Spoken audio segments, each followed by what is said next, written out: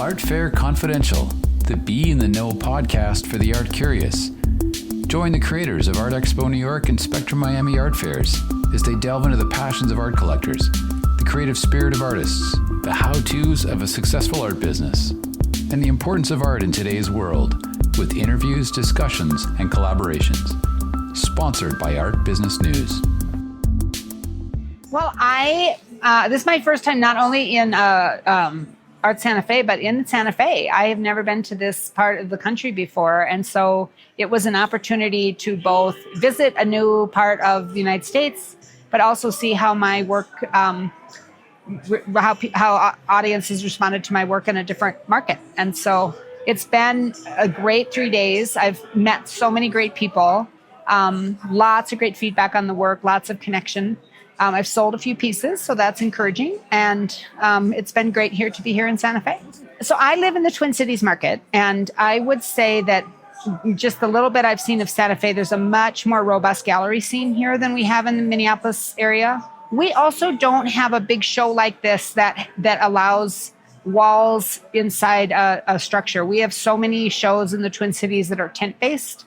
And I paint on wood with acrylic paints. And so I just don't feel my work is safe in that climate. So I was eager to try a show like this to see just if I like the stamina of it and how it would go. And so it's been, I would say the best single benefit has been just the artists I've met. Everybody has been great. This show is, I'd say it's a perfect size. It's not too big. It's been possible for me to meet a ton of other artists here. So all of that's been wonderful. So my style of painting, I would say, is one part intentional rendering and one part the serendipity of pulling color through a shape or a space to see what emerges. And in that way, what all my work has in common being inspired by nature. And so I'm looking for that same kind of sense of energy and movement that you would see in a creek bed or a wood grain. The piece behind me here is, well, you see two abstract pieces, and then this is more abstract landscape. But that same sense of movement shows up in all of them.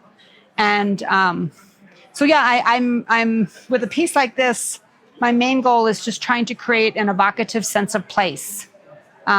Here, I'm trying to create a mood or a feeling of, a certain idea that people connect with. And so, and people have. It's been rewarding to have folks connect with the work and see the stories. But this guy's been a star of the show. No one has bought it, but a lot of people have stopped to interact with it. So it's been good.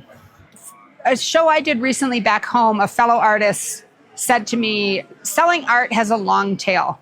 And in that show that I did, I sold a few pieces there, and then the more sales came afterwards. It's really about building relationships, building connections, and I feel like the conversations that I've had here have established that. And so I feel like I'm leaving with a lot of rich connections.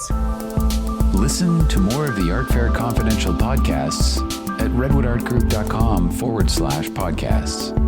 And we'd love to hear your feedback as well as suggestions for new topics. Just drop us a note at info@redwoodartgroup.com or click on the comments box at the bottom of the podcast website page. Remember to stay in the know.